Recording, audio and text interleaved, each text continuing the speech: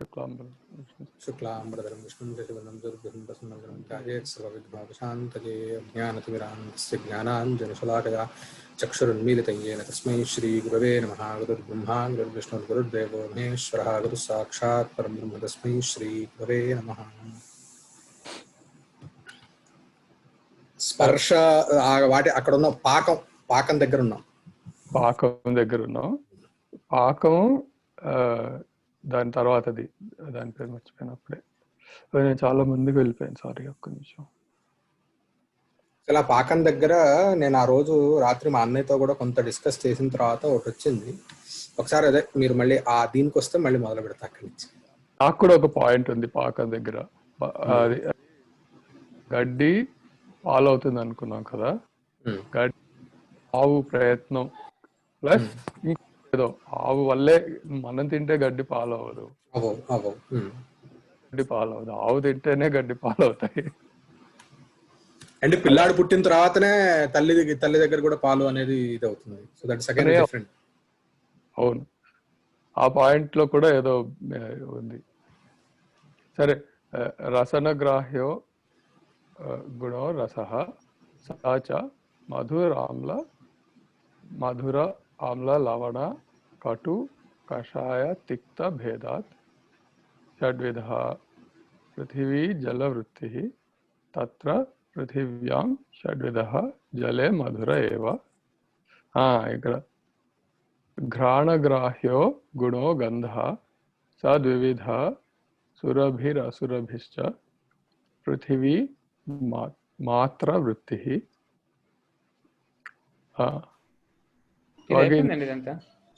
త్వగింద్రియం అయిపోయింది కదా, స్పర్శ అయిపోయిన తర్వాత మనకి పాకం వస్తుంది. రూపాది చతుష్టయం పృథివ్యాం పాకజం అనిత్యం చ అన్యత్ర అపాకజం నిత్యం అనిత్యం చ నిత్యగతం నిత్యం అనిత్యగతం అనిత్యం. నాకు ఇందులో కూడా నిత్యగతం నిత్యం అనిత్యగతం అనిత్యం కూడా కొంచెం ఇవాళ డిస్కస్ చేయగలిగాం. అదే నిన్న అదే అప్పుడు జలం దగ్గర అడిగారు మీరు.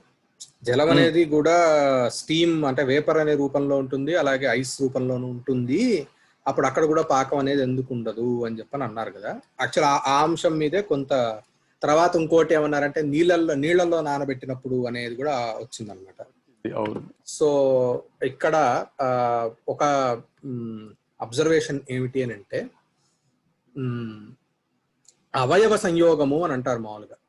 అంటే ఏంటంటే ఇప్పుడు మామూలుగా ఏదైతే అంటే మాలిక్యూల్స్ వాటి యొక్క అంటే ఇది స్ట్రక్చర్ అంటారు కదా, దగ్గరగా ఉండటం దూరంగా ఉండటం లాంటిది. సో అట్లాంటిది అవయవ సంయోగము అని ఒకటి అంటారు. అంటే ఇప్పుడు మామూలుగా ఇప్పుడు జలంలో చూసినప్పుడు మనం అనుకున్నది ఏమిటి అంటే నీళ్ళల్లో అయితే గనక అభాస్వర శుక్ల రూపం బాగా కనిపిస్తుంది. కానీ హిమకరకం దగ్గరికి వచ్చేసరికి, స్నో దగ్గరికి కానీ ఐస్ దగ్గరికి కానీ వచ్చేసరికి ఏమో అదేమో వైట్ కలర్ లో కనిపిస్తుంది అనేది అనుకున్నాము. సో అక్కడ సరే అనిపించిన తర్వాత మాట్లాడి మా అన్నయ్యతో కొంచెం అయిన తర్వాత అనిపించింది ఏమిటి అని అంటే అక్కడ వైట్ అనేది యాక్చువల్లీ ఏమిటి అని అంటే గనక ఆ జల అవయవముల యొక్క సంయోగం ఏదైతే ఉందో అది విలక్షణంగా ఉంది. అంటే సహజము అనేది ఒక స్థితి అని అనుకున్నాం కదా, సహజ స్థితి అని చెప్పని. సహజంగా నైసర్గికంగా జలానికి ఒక స్థితి ఉంటుంది. ఆ జలానికి ఉన్నటువంటి స్థితిని గురించి అంటే ఆ స్థితిలో ఉన్నటువంటి గుణాలని వాటిని మనకి శాస్త్రం ఇక్కడ చెప్తోంది. ఇప్పుడు మనం చూస్తున్నటువంటి హిమకరక స్థలంలో కానీ ఇంకోటి కానీ ఏంటంటే అది ఒక ఎక్సెప్షనల్ అనకూడదు, అది కూడా ఇంకొక రకమైనటువంటి స్థితి, సహజ స్థితి కంటే కొంత భిన్నమైనటువంటి స్థితి. సో ఆ స్థితిలో వైట్ అనేది ఎందుకు వచ్చింది అని అంటే అక్కడ అవయవ సంయోగం అనేది అంత ఎక్కువగా ఉన్నది. అంటే అవయవ సంయోగం సహజ స్థితిలో ఉండటం ఒకటి. అంటే ఇప్పుడు ఎలా అంటే ఇప్పుడు ఎలా అంటే ఇప్పుడు దీనికి ఒక ఉదాహరణ ఏం చెప్పచ్చు అంటే ఇప్పుడు మామూలుగా ఒక పదార్థం ఉంది. ఆ పదార్థం ఎప్పుడు అంటే కళ్ళకి ఏదైనా సరే ఒక విషయము కనిపిస్తుంది, కనిపించదు, రెండు అవస్థలు ఉంటాయి కదా. ఇప్పుడు ఈ కనిపించకపోవటానికి దోషాలు ఉంటాయి. అతి దూరాత్ సామీప్యాత్ అంటే అత్యంతం దూరంగా ఉన్నా అతి దగ్గరగా ఉన్నా కూడా కనిపించదు. ఒక వస్తువు కంటికి అతి దగ్గరగా ఉన్నా కూడా కనిపించదు, కంటికి అతి దూరంగా ఉన్నా కూడా అంటే ప్రతి వస్తువు యొక్క సైజుని బట్టి, ఆ పరిమాణాన్ని బట్టి, దాని యొక్క రంగుని బట్టి రకరకాల ఆస్పెక్ట్స్ ని తీసుకుంటే ఒక వస్తువు యొక్క పూర్ణ స్వరూపం తెలియాలంటే అది పర్టికులర్ డిస్టెన్స్ లో ఉంటే గానీ మనకు పూర్తి తెలియదు, అంతే కదా. సో యాజ్ ఎఫ్ ఇప్పుడు మనం పూర్తిగా ఒక ఏనుగుని చూడాలంటే దాన్ని కొంచెం వెనకాలకి వెళ్ళి చూడాలి, మళ్ళీ దగ్గరికి వెళ్ళి చూస్తే కనిపించదు, సంథింగ్ లైక్ దిస్. అలాగే ఈ అంటే ఏంటి ఇప్పుడు ఏమైంది ఇప్పుడు అని అంటే, ఈ దూరం అనే అంశం ఎట్లాంటిదో ఇప్పుడు ఇక్కడ కూడా, అంటే ఆ వస్తువు యొక్క స్థితి వస్తుగత్య అలాగే ఉన్నా కూడా వేరే ఇంకొక ఏంటిది దీని వల్ల కారణం చేత అది కనిపించకపోవటం కానీ ఇంకోలాగా కనిపించడం కానీ ఎలాగైతే ఉన్నదో, అలాగే ఈ హిమకరక స్థలంలో కూడా ఈ అవయవ సంయోగం అంటే ఏంటి, పరస్పరం వాటి యొక్క, ఇప్పుడు మనం జలం అనేది అవయవి అంటే అవయవములు కలిగినది. సో ఆ అవయవములు ఏవైతే ఉన్నాయో వాటి యొక్క కూర్పు కూర్పు అంటాం కదా, అంటే కూర్పు అంటే వాటి మధ్యన ఉండేటువంటి సంబంధము సహజంగా ఉంటే మామూలుగా జలం ఎలాగైతే కనిపిస్తుందో అలా ఉంటుంది. సో ఇప్పుడు ఒకానొక పరిస్థితి విశేషంలో హిమకరకంగా అదే జలం కల్పిస్తున్నప్పుడు ఏమైంది అంటే, ఆ అవయవముల యొక్క కూర్పులో మార్పు రావటం వలన, అంటే ఏంటి అత్యంతం దగ్గరగా ఉండటం వలనో ఇంకొక కారణం చేతనో అదేమవుతోంది అంటే దానిలో ఉన్నటువంటి రూపము ఎలాగైతే మనకి భాస్వర శుక్ల రూపము సువర్ణంలో ఉన్నటువంటి భాస్వర శుక్ల రూపము కూడా వేరే ద్రవ్యములో ఉన్నటువంటి రూపము సంబంధముతో ఎలాగైతే కనిపించకపోవటము ఇంకొకలాగా కనిపించటము జరుగుతుందో ఇక్కడ కూడా అలాగే జరుగుతుంది అనేది ఒక ఏంటి అబ్జర్వేషన్ ఒక అనిపించింది. అంటే ఇక్కడ రూప పరావృత్తి జరుగుతోంది అని చెప్పాల్సిన అవసరం లేదేమో అవయవ సంయోగములో తర్వాత. అలాగే రెండవది ఇప్పుడు మనం పాకం అంటే ఏంటి, అగ్ని సంయోగం లేకుండానే ఇప్పుడు శనగలు కానీ ఏవైనా నీళ్ళలో నానబెడితే మెత్తబడుతోంది అంటున్నాం. సో అక్కడ మెత్తపట్టం అంటే ఏంటి అంటే సహజంగా శనగలకి అవయవ సంయోగం ఏదైతే ఉన్నదో ఆ అవయవ సంయోగం అంటే సంబంధం అని తీసుకోండి, ఆ సంబంధము శిథిలమైనది. ఆ సంబంధం శిథిలం అవ్వటం వలన గట్టిగా ఉండేది మెత్తబడుతుంది. ఇప్పుడు మామిడి పండు దగ్గరకు వచ్చేసరికి ఆ గట్టిగా ఉన్నది మెత్తపడడానికి పాకం అనేది కారణమైంది. ఇక్కడ నీళ్ల సంస్పర్శ ఎక్కువ కాలం ఉండటం చేత అది శైథిల్యాన్ని పొందిందనమాట. సో ఇట్లాంటిదే హిమకరక స్థలంలో కూడా తీసుకుంటే సరిపోతుంది. అంటే ఇక్కడ పాకం అనే ప్రక్రియను అంగీకరించకుండా కూడా కొన్ని మార్పులని మనం చూడొచ్చు అని ఒక్క పాయింట్ ఇక్కడ. ఇదేంటంటే మిగతా వాటికి సరిపోయింది. నీటి విషయానికి వస్తే మాత్రం నీళ్లు ఆవిరిగా కానీ హిమకరకంగా కానీ అవ్వాలంటే ఉష్ణం ఒక్కటే కారకం, ఇంకా వేరే ఏది కారణం కాదు. కేవలం అందులో నీటికి ఉష్ణ సంయోగం జరిగితే ఆవిరవుతుంది. ఉష్ణ సంయోగమే నీటి నుంచి ఉష్ణం వెళ్ళిపోతే అది హిమకరకం అవుతుంది. అంటే ఉష్ణ సంయోగం యొక్క తారతమ్యం, ఎక్కువ ఉష్ణ సంయోగం అంటే ఎక్కువ తేజస్ సంయోగం ఉంటేనేమో ఆవిరైపోతుంది, తక్కువ తేజస్ సంయోగం ఉంటేనేమో హిమకరకంగా మారుతుంది. సహజం అంటే ఇప్పుడు దానికి ఒక లెవెల్ ఏదో ఉంటుంది. అసలు ఉష్ణ తేజస్ సంయోగం లేకుండా నీరు ఎప్పుడు ఉండదేమో, ఎప్పుడు టెంపరేచర్ ఉంటుంది కదా, స్థలంలోనూ ఎప్పుడూ ఉంటుంది, ఏదో ఒక రకంగా ఉంటుంది కదా.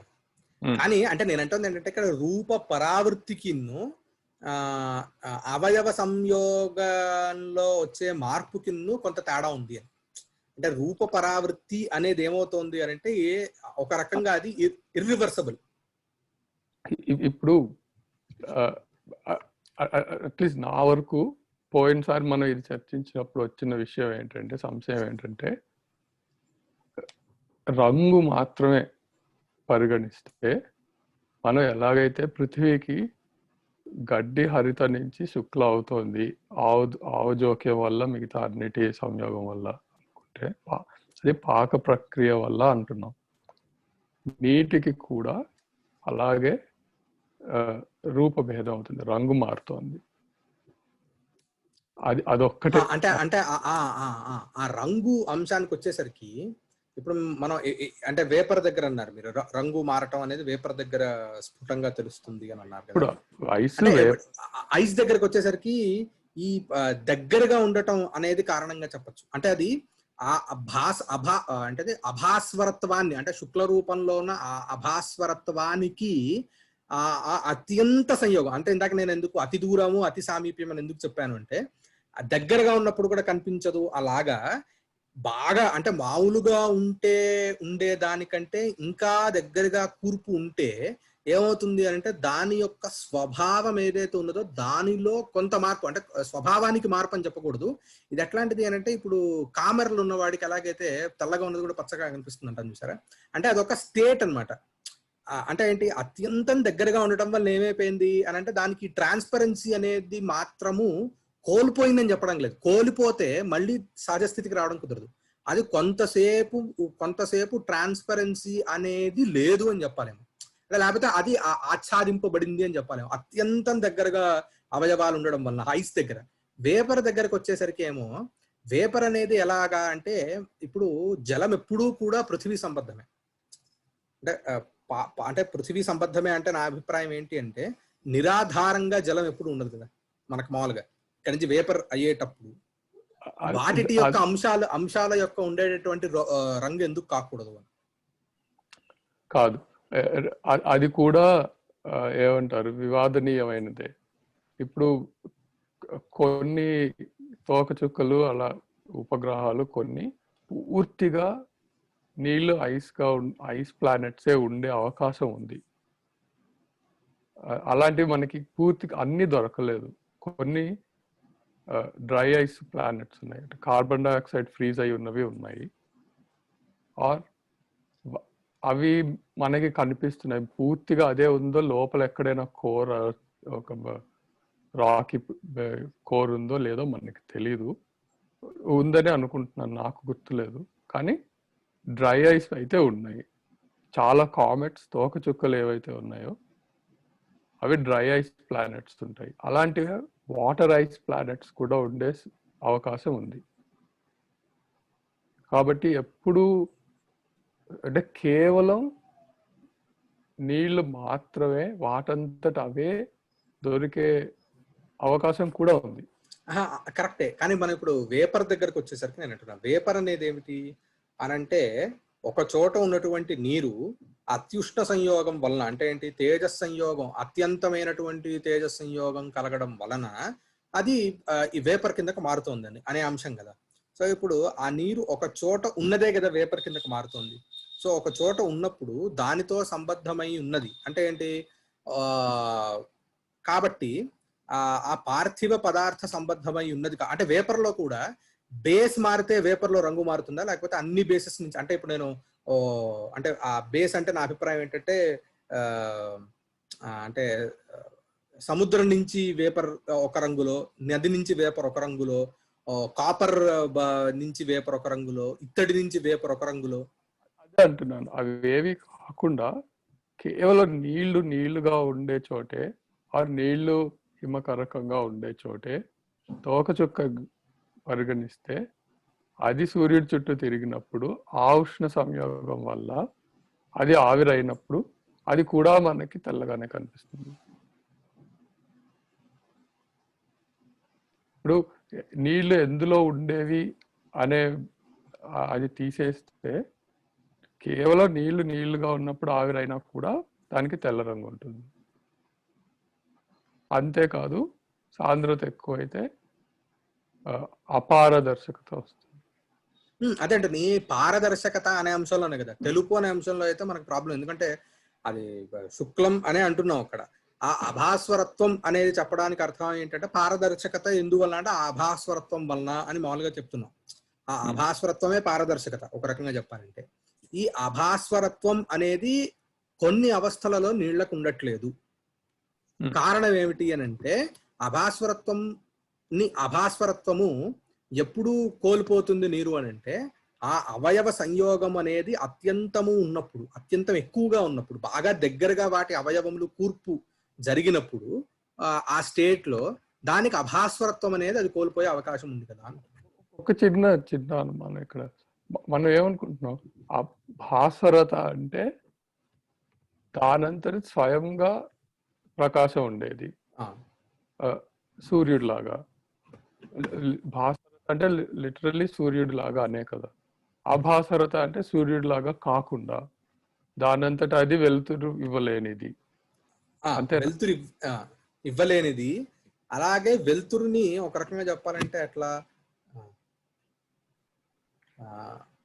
మీరు అన్నట్టు అబ్జార్బ్ అంటే నిబిడీకృతం చేసుకోలేనిది.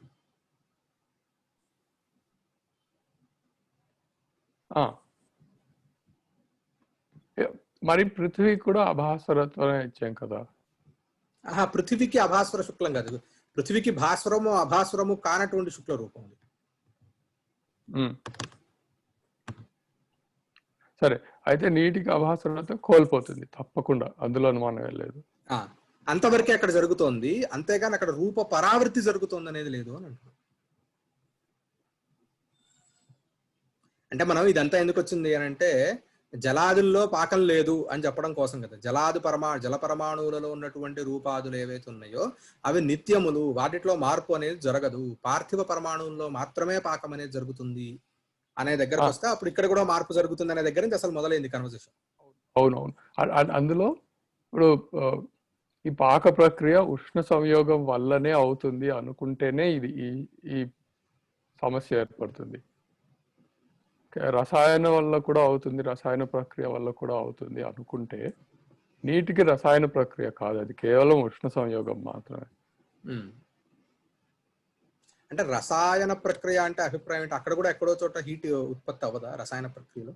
అయినా అవ్వకపోయినా రసాయన ప్రక్రియ కేవలం 2-3 రకాల పార్థివ పదార్థాలు కలిస్తే జరిగే ప్రక్రియ. ఓకే. ఇప్పుడు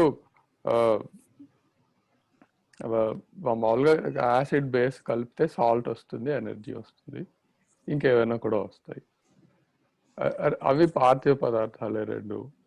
ఇప్పుడు మనం చేస్తాం కదా మామూలుగా వంట సోడా, బేకింగ్ సోడా తీసుకొని అందులో నిమ్మకాయ రసం వేస్తే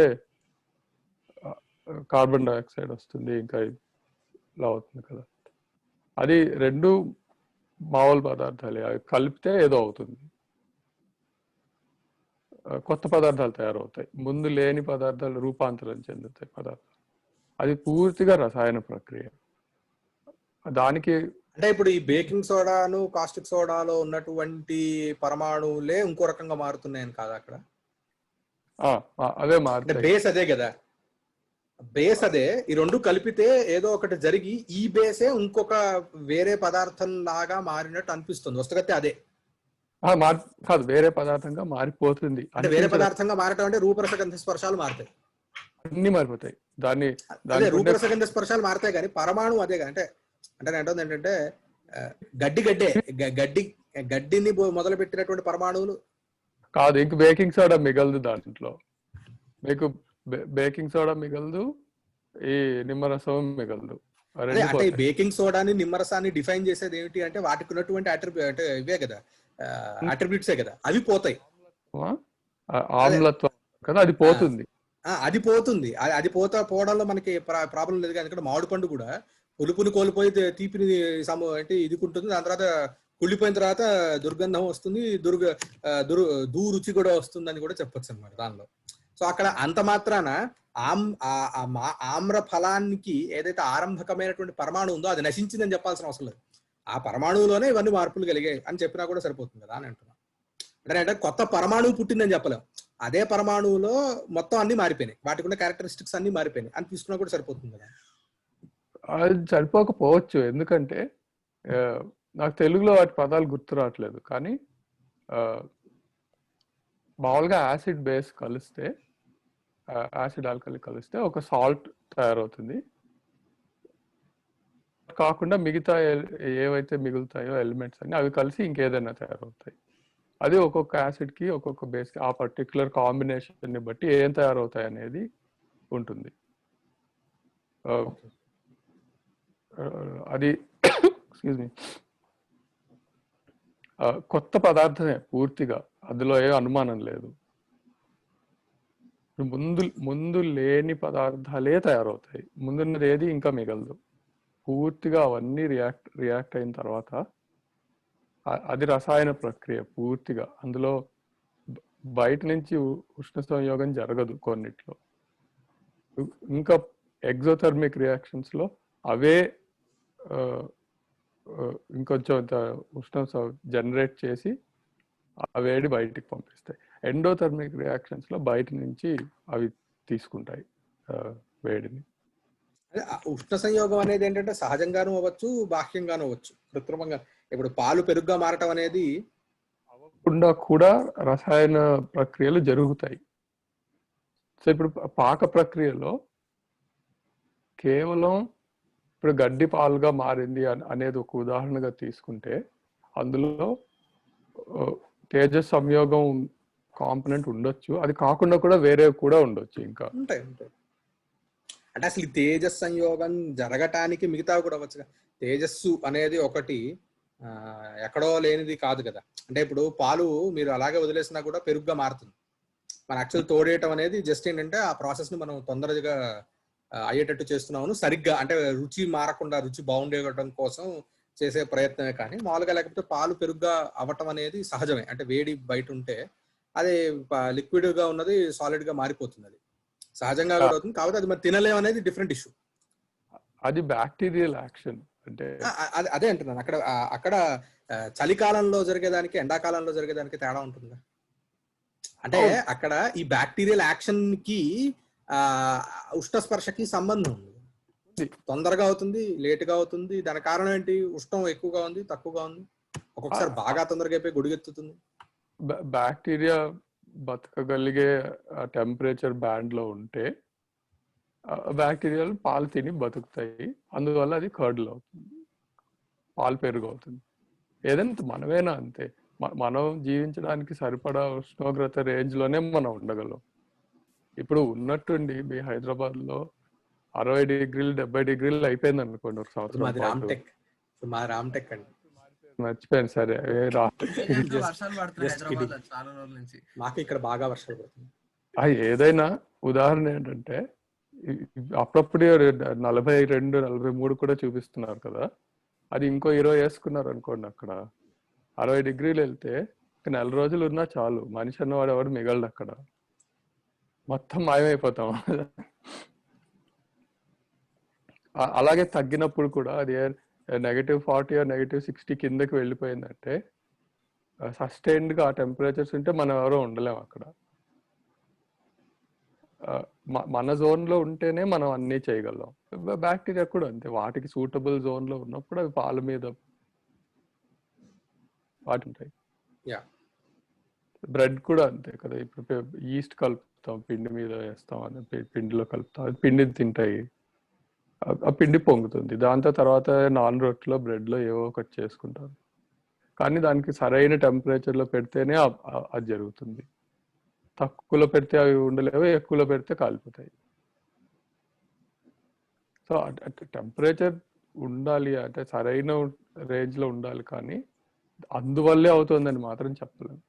అయ్యేది అందువల్ల కాదు, అయ్యేది వేరే వాటి వల్ల కదా. సరే, ఇది మనం చాలా మరీ ఎక్కువ చేసే మనం పైకి వెళ్ళచ్చు. ఇది విష్ణు గారు ఏమంటారు? విష్ణు గారు మీరేమన్నా do you want to pitch in? నాకు అర్థమైంది అనుకుని ఆగిపోయింది అనిపిస్తుంది. యాక్చువల్లీ నా దగ్గర ఒక పుస్తకం ఉందండి. 1 సెకండ్. అంటే సుఖీ సమృతోహం అని వేసుకుంటున్నారు. అట్లా ఏం లేదు. ఇది I think can you see this book? ఎవరు రాశారు? I think Swami Virupakshananda. ఏది ముందు పెట్టండి ఒక్కసారి చూస్తాను. ఎవరు పబ్లిక్? రామకృష్ణ వాళ్ళ? రామకృష్ణ మఠాల. ఓకే. సో అంటే దీంట్లో వాళ్ళ థియరీ ఒకటి ఉంది. యాక్చువల్గా వాళ్ళే అంటే the 4 qualities beginning with colour అంటే రస are produced in the earth. అంటే రూపం are produced in earth through the application of heat and they are non eternal. ఇది ఆయన దీనికి చెప్పిన అర్థం చెప్తున్నాను. In other substances, that is to say water, light and air, మిగిలిన దాంట్లో they are not produced by the application of heat. He's not saying that they are not produced at all. Produced అనేది అక్కడ తప్పండి. ఎందుకంటే పరమాణువులలో produced అనే అభిప్రాయమే ఉండదు. పరమాణువులలో there is no concept of produced. Produced అనే అభిప్రాయం వస్తే అది పరమాణువే కాదు. కాదు చెప్తున్నారు తర్వాత. పరమాణువులలో ఉన్నటువంటి రూపరసగంధ స్పర్శాలు కూడా జలంలో ఉన్నవి, గంధాన్ని వదిలేస్తే జలంలో ఉన్న జల పరమాణువులలో ఉన్నటువంటి రూపాదులు ప్రొడ్యూస్డ్ అని అనలేం, దే ఆర్ ఎటర్నల్. అది అనట్లేదు ఇతను ఏమన్నా మిగిలిన రూపము రసము గంధ స్పర్శ ఇవి ప్రొడ్యూస్ అనలేమా? అవి పరమాణువులలో ఉన్నది ఎప్పుడు కూడా ప్రొడ్యూస్డ్ కాదు. పరమాణువు అంటేనే ఎటర్నల్, పరమాణువులలో ఉన్నటువంటి గుణాలు కూడా ఎటర్నల్. అయితే మొత్తం నేను ఒక sentence, they are not exactly what it says, in other substances they are not produced by the application of the heat and are eternal and also non-eternal. అది non eternal because of the anityam, non eternal quality of the base. అంటే జనుకాదులు ఏవైతే ఉన్నాయో అవి non eternal. Exactly. in eternals, that is to say in atoms they are eternal and in products they are not non-eternal. Atoms అని కాదులేండి, మనం పరమాణువులను తీసుకున్నాం. కాదు, డోంట్ గో విత్ పరమాణు ఇజ్ ఈక్వల్ టు ఆటమ్ అనేది వద్దు. పరమాణు is equal to substance which cannot be divided, అంతే. యాక్చువల్లీ ఆటమ్ అనే చెప్పారు కదా, ఐ మీన్ డివిజన్ మరి విభజించలేనిదే ఆటమ్ బై డెఫినేషన్. అంటే దానికి అవయవాలు ఉంటాయి కదా, అది తర్వాత తెలిసిన విషయం. కానీ భాషాపరంగా చూస్తే ఆటమ్ అనే అర్థం ఏమిటంటే దాన్ని మరి విభజించలేరు అని. అంటే నేను రూఢ్యర్థాన్ని తీసుకొని చెప్పాను అన్నమాట. అయితే వీళ్ళు దీంట్లో ఒకటి ఇంట్రొడ్యూస్ చేశారండి మరి, అంటే దీంట్లో కూడా ఏమంటారంటే ఈయన పీలుపాకవాదిని అండ్ పిఠరపాకవాదిని ఇద్దరిది డిఫర్ అవుతుంది. That is nothing. అదేమిటి అని అంటే పీలుపాక పిఠరపాకకి తేడా ఏమిటంటే వైశేషికులు నైయాయికులు. వైశేషికులకి ఏంటి అని అంటే పాకం అనేది ప్రక్రియ ఎలా అవుతుంది అని అంటే ఇందాక మనం అనుకున్నట్టు గడ్డి మొత్తం పరమాణువు వరకు నాశనం అయిపోయిన తర్వాత అక్కడ పాకం జరుగుతుంది. అప్పుడు మళ్ళీ అక్కడ పరమాణువు స్టేజ్ నుంచి మొదలవుతూ మళ్ళీ పాలవుతాయి అని అంటారు. నైయాయికులు ఏమంటారంటే నువ్వు సరే ఆవు దగ్గర మనకు తెలియదు ఎలా జరుగుతుందో, కానీ ఘటం దగ్గర కనిపిస్తోంది కదా, ఘటం దగ్గర ఎర్రగా ఉన్నది నల్లగా అయిపోతుంది, అక్కడ నాశనం కనిపించట్లేదుగా. ఆ ఘటం ఎర్రగా ఉన్నటువంటి ఘటం పూర్తిగా నాశనం అయిపోయిన తర్వాత నల్లగా ఉన్నటువంటి ఘటం పుట్టుతుంది అనేది లేదు కదా. అందుకని పిఠర పాకం వాళ్ళు అంటే ఏంటంటే అలా కాదు, యుగపత్ అంటే ఒకేసారి ఆ మొత్తం ద్రవ్యంలో ఉన్నటువంటి రూపరసగంధ స్పర్శాలు అన్నీ కూడా ఒక్కసారిగా మారిపోతాయి. అంటే పరమాణు వరకు నాశనం అయ్యి పరమాణు స్టేజ్ లోనే పాకం ప్రక్రియ వలన రూపరసగంధ స్పర్శాలు మారి మళ్ళీ అక్కడి నుంచి జణుక క్రమంలో ద్రవ్యం పుట్టాలి అనే అవసరం లేదు. రెండు ఎక్స్క్లూజివ్ కాదు, రెండు జరగవచ్చు. అంటే వీళ్ళు లాఘవ పక్షపాతులు నైయాయికులు. ఇప్పుడు వాళ్ళు ఏమంటారంటే అంటే at times it may happen but నియమం చేయలేం. అంటే ఏంటి పిఠరపాక పీలు అంటే పరమాణు, పీలు అంటే పరమాణు. అంటే పరమాణువులలో మాత్రమే పాకం అనే ప్రక్రియ జరుగుతుంది. అవయవి అంటే ఏంటి జణుకాదులలో పాక ప్రక్రియ అనేది జరగదు అనే నియమం చేయలేము అనే వాళ్ళ అభిప్రాయం. సరే, అది ఒప్పుకోవచ్చు, కానీ అది ఒప్పుకోవచ్చు. ఘటం ఉదాహరణ తీసుకున్నప్పుడు కూడా ఏ పరమాణువుల అన్నిటిలోనూ జరిగే ప్రక్రియ ఒకేసారి జరిగితే అవి వాటి సంయోగం కోల్పోక్కర్లేదు. అది వేరే ఇది వేరే ఉండొచ్చు. అక్కడే మీరు ఇంకా ఘటం అంటే మీరు ఇంకా దాన్ని సెట్ ఆఫ్ పరమాణువుల కింద తీసుకుంటున్నారు. ఘటం అనేది అవయవి అనే కాన్సెప్ట్ తో కదా. ఘటం అనేది పరమాణువుల యొక్క గుంపు కాదు. ఘటం అనేది పరమాణువుల యొక్క గుంపు కాదు. ఘటం అనేది ఇట్ సెల్ఫ్ ఒక అవయవి, దానిలో కొన్ని అవయవాలు ఉన్నాయి. కపాలాది ప్రభృతి పరమాణు పర్యంతం అన్ని అవయవాలు. అంటే అవయవి అవయవాలు రెండు కలిపిందే ఆ రెండు అభిప్రాయం. అక్కడ ఘటము అని అంటే కేవలం పరమాణువుల యొక్క సమూహాన్ని తీసుకోవడానికి లేదనమాట. సో ఇక్కడ ఏంటంటే ఘట అవస్థలోనే మొత్తం జరుగుతుంది. ఘటముగా ఉంటూనే దానిలో ఉన్నటువంటి రూపము మాత్రము మారేటటువంటి అవకాశం ఉన్నది. అవును, అంతే. అవును, అంటే ఇప్పుడు ఘటం అవటానికి మనం కారణాలు అనుకున్నాం కదా. వాటిలో పార్థివ పరమాణువులు ప్రయత్నం ఇంకా మిగతావన్నీ కలిపి చేసాం.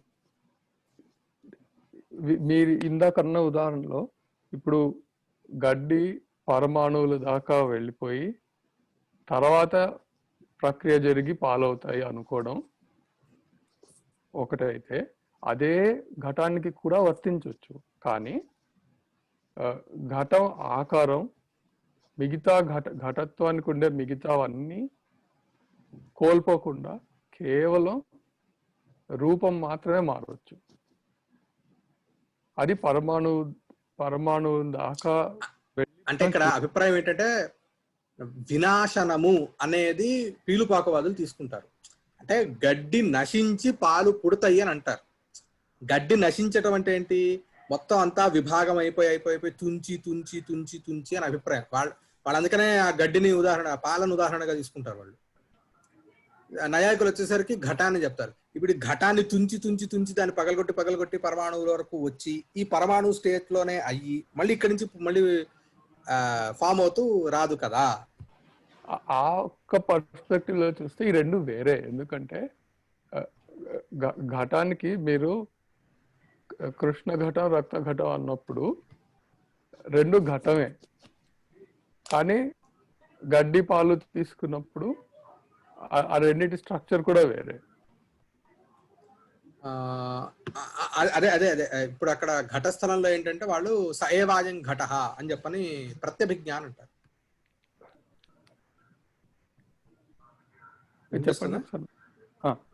సయేవాయం ఘట. సయేవ అంటే ఏంటి?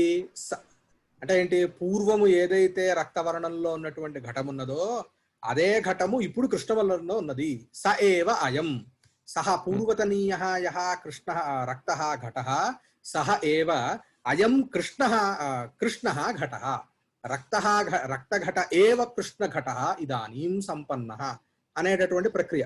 అంటే ఏంటి? స ఏవ దీన్ని ప్రత్యభిజ్ఞ అంటారు. ప్రత్యభిజ్ఞ అనే స్థలంలో ఏంటి అంటే ఆ వ్యక్తి మారదు. అంటే ఏంటి? నేను వారణాసిలో ఎవరినో చూశాను, వాళ్ళ రోజు నేను ఇక్కడ మా ఇంట్లో చూశాను. సోయం దేవదత్తః. నేను ఆ రోజు ఇంత ముందర పూర్వకాలంలో వారణాసిలో ఎవడైతే చూశానో వాడినే ఇక్కడ నేను చూస్తున్నాను. అంటే ఏంటి? వ్యక్తిలో మార్పు లేదు. కానీ ఇప్పుడు అలాగే ఇక్కడ కూడా ఆ ఘటం అనే వ్యక్తిలో, అంటే ఆ ఘట వ్యక్తిలో మార్పు లేదు. కానీ ఆ ఘటంలో ఉన్నటువంటి, అంటే వ్యక్తిలో మార్పు లేదు అని అంటే అభిప్రాయం ఏంటి? అది నశించలేదు అని అభిప్రాయం ఇక్కడ. అది మనకి పాలస్థలంలో ఎందుకు తెలియదు అని అంటే కనుక అది ఇంటర్నల్ వ్యవహారం, అది ఇంద్రియ వేద్యమైనటువంటి వ్యవహారం కాదు. అది మనకి ఇన్పుట్ అవుట్పుట్ ఒకటే తెలుస్తుంది, కానీ ప్రాసెస్ అనేది మనకి తెలియట్లా. ఇక్కడ ప్రాసెస్ కూడా కళ్ళకి తెలుస్తుంది. కాబట్టి వీళ్ళు ఈ ఉదాహరణ తీసుకొని కాబట్టి అలా చెప్పాల్సిన అవసరం లేదు అని అంటారు. వాళ్ళు దానికి ఏం సమాధానం చెప్తారు అంటే ఆ నాశనం ఏదైతే ఉన్నదో నీకు ఇంద్రియ వేద్యం కాదు, పోమ్మంటారు. సింపుల్. ఈ ప్రాసెస్ నీకు కళ్ళకి కనిపించదు, అది యాక్చువల్లీ నశించి మళ్ళీ పుట్టింది, కానీ నీకు తెలియదు అని అంటారు. ఎలాగైతే నేను శతపత్ర ఛేద న్యాయం అని చెప్పాను కదా, ఒక 100 తామరాకులను తీసుకొని ఒక సూదితో గుచ్చితే ప్రతి ఒక్క రేకుని గుచ్చుకుంటూ వెళ్ళడం అనేది కనిపించదు. కాబట్టి ఒకేసారి గుచ్చబడింది అని మనకి ఎలాగైతే అనిపిస్తుందో అలా వాళ్ళు ఇక్కడ దీన్ని శతపత్ర ఛేద న్యాయాన్ని నీకు తెలియట్లేదు పోమంటారు. అంతే, సింపుల్. జస్ట్ అన్ ఆర్గ్యుమెంట్ లాగా ఉంటుంది అంతే. అవుట్పుట్ మాత్రం ఒకటే. అంటే చివరికి ఎలాంటిదంటే ఇప్పుడు ఎట్లాంటిదంటే ఎవరికైనా సరే మంటలో చేయబడితే కాలుతుంది, దీనిలో ఎటువంటి వివాదం లేదు. అది ఎలా కాలింది, ఆ ప్రాసెస్ ఏమిటి అనే అంశంలోనే. కానీ ఎవడు కూడా నాకు మంటలో చేయబడితే కాదనండి అంటే వాడు వాత పెడతాడు ఒకటి తీసుకొని వచ్చి. అందుకని ఆ ఎండ్ ప్రోడక్ట్ కనిపిస్తుంది. ఈ ప్రాసెస్ ని వీళ్ళు ఇలా చూస్తారు, వాళ్ళు అలా చూస్తారు. సరే విష్ణు గారు వెళ్దామండి. ఇందులో మర్చిపోయాను, ఈ నిత్యగతం నిత్యం అనిత్యగతం అనిత్యంలో దీన్ని నిత్యగతం అనేదాన్ని ఎలా అర్థం చేసుకోవచ్చు? నిత్యములలో ఉండేది. గతం అంటే విద్యమానం. నిత్యేషు విద్యమానం నిత్యం, అనిత్యేషు విద్యమానం అనిత్యం.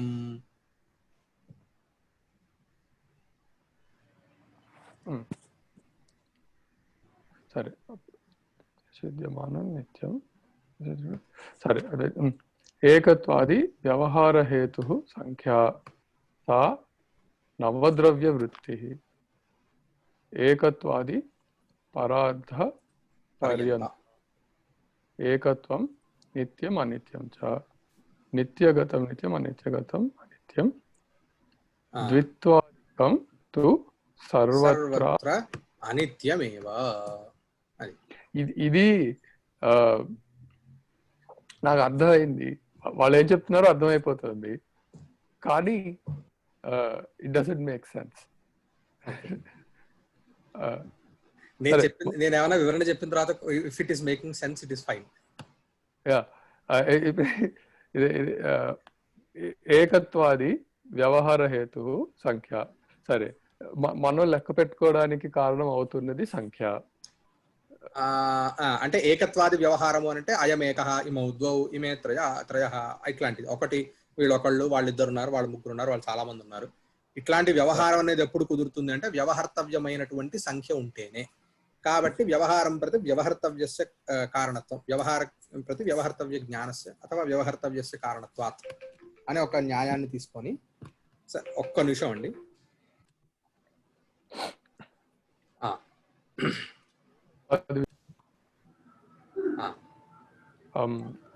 ఏకత్వాది వ్యవహార హేతు సంఖ్య సా నవద్రవ్యవృత్తి ఏకత్వాది పరార్థ పర్యంత. సో ఇది అన్ని ద్రవ్యాల్లో ఉంది ఇది. అవును, ఆకాశానికి ఏకం అని ఏకః ఆకాశః అని ఉందిగా, ఒకటే ఆకాశం. సో ప్రతిదానికి న్యాచురల్ సంఖ్య ఏకత్వం. సో అందుకనే అది నిత్యము, దీనిలో మళ్ళీ నిత్యానిత్య భేదైన మళ్ళీ విభాగం ఉన్నది.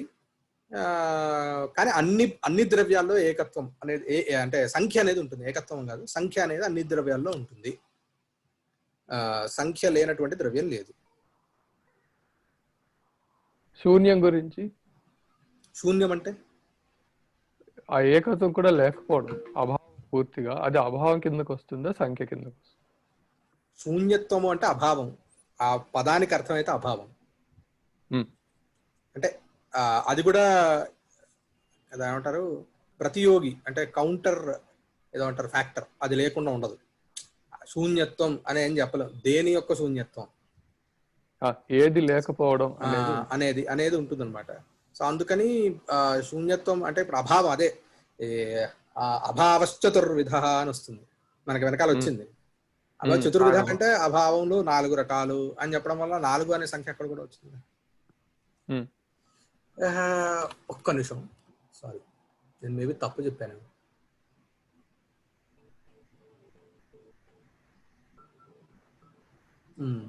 ఎందుకంటే గుణం అనేది ద్రవ్యంలో ఉంటుంది కానీ అభావంలో ఉండదు కదా. ఇది గుణం, ఇది ఏకత్వం అనేది గుణం. ఏకత్వం గుణం, అవును, సంఖ్య గుణం కాబట్టి ఇది ద్రవ్యంలోనే ఉంటుంది, అభావంలో ఉండదు. అభావం పదార్థ కదా, సప్త పదార్థాలలో అభావం కాబట్టి ద్రవ్యం కాదు, కాబట్టి అక్కడ ఉండదు. అదే ఏంటంటే ఇప్పుడు ఏకత్వాది అంటే ఏకత్వం నుంచి మొదలు పెట్టి 3 అలా పైకి వేసుకుంటూ పోతే అని ఇటుపక్క కూడా రావాలి కదా. ఇప్పుడు ఎక్కడికి నెగటివ్ అంటే చేస్తా, నెగటివ్ వైపు కూడా ఏకత్వాది అన్నప్పుడు ఏకత్వం నుంచి పైకి వెళ్తున్నాం, ఏకత్వం ద్విత్వం, అట్లా ద్విత్వం వెనక్కి కూడా రాగలగాలి కదా. దానికి కూడా సంఖ్య వర్తించాలి కదా, అప్పుడు 0 కూడా రావాలి దాంట్లో. అంటే మీరు 0 అనేది అంటున్నారా? 0 అండ్ నెగటివ్ నంబర్స్ కి కూడా. కానీ ఇక్కడ ఎలా చెప్పాలి దీన్ని నేను, అంటే ఇది ఎలా మీరు తీసుకోవచ్చు అంటే తెలియదు. అంటే ఒక్క నిమిషం, నేను ఇది తెలిసి చెప్తున్నానని నాకు తెలియదు, కొంత మీరు కరెక్ట్ చేయొచ్చు నన్ను. ఎందుకంటే ఎలా చెప్పాలంటే ఇది ఇప్పుడు మనం దీన్ని ద్రవ్యం నుంచి తీసుకొని మొదలు పెట్టాలి. ఫస్ట్ అక్కడ ఆలోచించాల్సింది ఏంటంటే సంఖ్యని సంఖ్యగా ఇక్కడ తీసుకోవద్దు. అంటే గణితంలోకి వెళ్తే శూన్యం ఉంది. గణితం అంటే మీరు లీలావతి గణితం ఇత్యాదులు చదివితే 0, -, x ఇవన్నీ ఉంటాయి.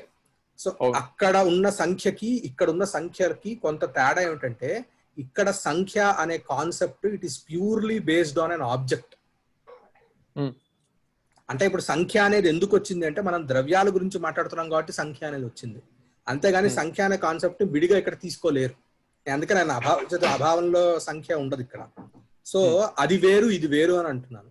అంటే ఇక్కడ ఇది కేవలము ఒక ద్రవ్యంలో ఉండేటటువంటి ఒకానొక గుణంగా మాత్రమే తీసుకున్నట్లయితే ద్రవ్యం అనేది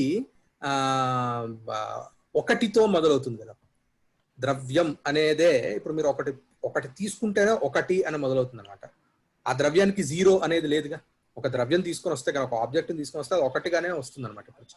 ఇప్పుడు అందుకే నేను శూన్యం గురించి అడిగాను. ఇప్పుడు అందుకనే అంటున్నాను, ఆ శూన్యము ఇత్యాదులు ఏవైతే మైనస్ అంటే ఏదైతే మీరు మ్యాథమెటికల్ గా ఆలోచిస్తున్నారో that could be a different subject all together అని. తప్పకుండా అది కరెక్టే, నేను అక్కడికి వెళ్ళట్లేదు. ఇంకా కేవలం ఇది చదివినప్పుడు నాకు అనిపించిన ఇది పార్ట్ ఏంటంటే, అందుకే నేను పైకి వెళ్ళి మళ్ళీ చూసుకున్నాను ఒకసారి ఈ ఎగ్జాక్ట్ పాయింట్ కోసమే. అభావం పదార్థాల లిస్ట్ లో ఉంది, సప్త పదార్థాల దాంట్లో ఉంది. ఇదేంటంటే ఆ అభావం వేరే, సంఖ్యగా పరిగణిస్తే కూడా ఏకత్వం అన్నప్పుడు మళ్ళీ మన ఘటానికి వస్తే ఒక ఘటం ఉంది, ఒక ఘటం లేదు అని చెప్పడానికి సంఖ్య కావాలి. ఒక సంఖ్య ఒక ఘటం ఘటమే కావాలి అంటే ఇప్పుడు అక్కడ మీరేం చెప్పాలి? ఇప్పుడు ఒక ఘటన లేదు అంటే ఏకః ఘటః నాస్తి అంటే మీరు దాన్ని ఎలా అభివ్యక్తీకరిస్తారు చెప్పండి. అందుకే నేను డిస్కషన్ లోకి తీసుకొచ్చాను ఇక్కడ. ఇప్పుడు ఏకత్వాది అని ఎందుకు అన్నారు అని, బేసిక్ గా రెండు ఘటాలు ఉన్నాయి. ఇప్పుడు మీ ఆ వేరే క్లాస్ లో పెట్టిన దాంట్లో బల్ల మీద ఒక ఘటం, కింద ఒక ఘటం, అలా రెండు ఘటాలు ఉన్నాయి కదా. అది అధికరణం ఆ లెసన్ దాంట్లో వచ్చిన దాంట్లో ఆ రెండు ఘటాలు అప్పుడు ఏమంటున్నాం మనం, రెండు ఘటాలకి అలా డిపెండెంట్ గా ఒకదాన్ని మించి ఒకటి ప్రాపర్టీస్ అసైన్ చేసుకుంటూ వెళ్ళాం కదా. ఒకటి సరే డిస్ట్రాక్ట్ అవ్వద్దు మనం. అందులో చూస్తే అలా తగ్గించుకుంటూ పోయాం అనుకోండి రెండు ఘటాలు, తర్వాత ఒకటి తీసేస్తే కేవలం ఒక ఘటమే ఉంది, అది నేల మీద ఉంది. ఆ ఘటం కూడా తీసేసాం అనుకోండి, అప్పుడు ఆ స్టేట్ ని ఎలా రిప్రజెంట్ చేస్తాం మనం? ఘటాహ నసంతి అని అంటారు కదా. ఇప్పుడు అన్ని ఘటాలు అంతేగాని సున్నా ఘటాలు ఉన్నాయి అని అనరు. అంటే ఆ వ్యవహారంలో మీకు సున్నా యొక్క అవకాశం అవసరం లేదు అని చెప్పచ్చు. ఒప్పుకుంటాను, కానీ ఆ వ్యవహారంలో సున్నా అని చెప్పే అవసరం లేకపోయినా సరే ఆ కాన్సెప్ట్ మనం వాడుతున్నాం. రెండు ఘటాలు లేవు, ఒక ఘటం లేదు, 10 ఘటాలు లేవు, అన్నిటికీ లేవు ఒకటే. కానీ ఉన్నప్పుడు లెక్క పెట్టుకుంటూ పోతే ఒక ఘటన నుంచి లెక్క పెడుతున్నాం మనం. అది తగ్గిస్తూ వచ్చినప్పుడు ఆ లేవు అనేది కూడా ఒకటి ఉంటుంది కాబట్టి దాన్ని కూడా ప్రత్యేకించి మనం పరిగణించాల్సిన. లేవు అనేది ఇక్కడ సంఖ్య కాదు, లేవు అనేది అభావం, ఇంకో పదార్థం.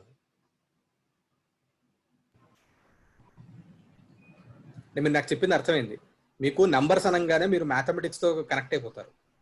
మేము ఇక్కడికి వచ్చేసరికి ఏంటంటే నంబర్స్ అనేవి ఎప్పుడు కూడా అంటే ఇప్పుడు ప్రకృతం ఉన్నటువంటి కాంటెక్స్ట్ ని ఆలోచిస్తే కనుక number is purely an entity which can be tagged with an object only. Numbers can all be dwelt by themselves. కాబట్టి ఇప్పుడు ఎప్పుడు కూడా దానికి ఒక సాపేక్ష అంటే ఇప్పుడు గుణము ఎప్పుడు కూడా మనం అనుకున్నాం కదా, గుణం అనేది ఎప్పుడు కూడా ఒక దాన్ని ఆశ్రయించుకునే ఉంటుంది కానీ పృథక్కుగా అది స్వతంత్రంగా ఉండలేదు. సో ఒక దానిని ఆశ్రయించుకోవటం అనడంతోనే ఆ గుణానికి ఉన్నటువంటి స్వభావం ఏమిటి అని అంటే ఒక పదార్థంతో సంబంధం, కనీసం హీనపక్షంలో ఒక పదార్థంతో సంబంధం. ఆ ఒక అన్నప్పుడే అక్కడ వచ్చేసింది ఏకత్వం అని. ఏ పదార్థంతోనూ సంబంధం లేకుండా దాన్ని గనక డిఫరెంట్ గా డీల్ చేయగలిగితే అప్పుడు మనకి శూన్యం అనే కాన్సెప్ట్ వస్తుంది.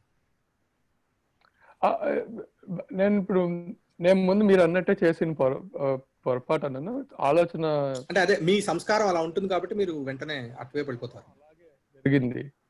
కానీ నేను మళ్ళీ అందుకే పైకి వెళ్ళి ఈ లేకపోవడానికి శూన్యం కాకుండా అభావం అని అనుకున్నాం కదా ముందు అని పైకి వెళ్ళి చూస్తే అవును అభావం ఒక పదార్థంగా డిస్క్రైబ్ అయ్యి ఉంది.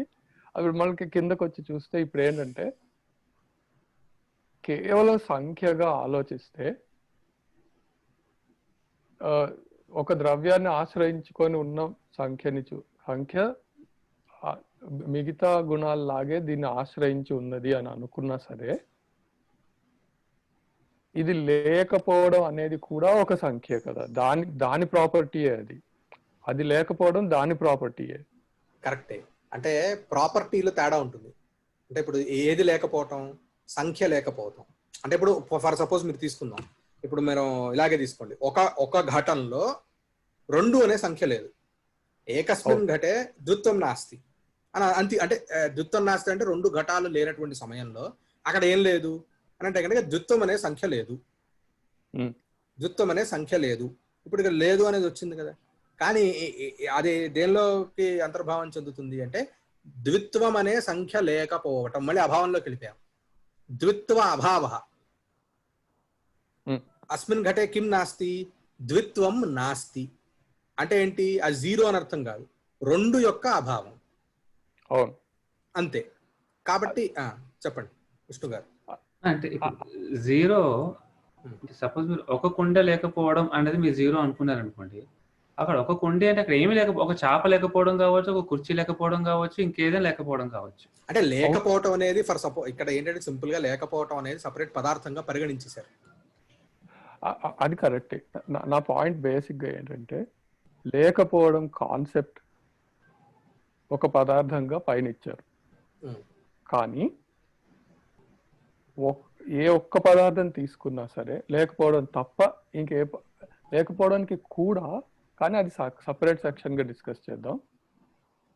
అభావం కాకుండా మామూలుగా వేరే పృథివీ తేజ వాయువుల్లో తీసుకుంటే వీటిల్లో అవి ఆకాశం కూడా యాక్చువల్లీ, కానీ ఆకాశం అన్ని చోట్ల ఉంటుంది అన్నాం కాబట్టి అది తీసేస్తున్నాను నేను.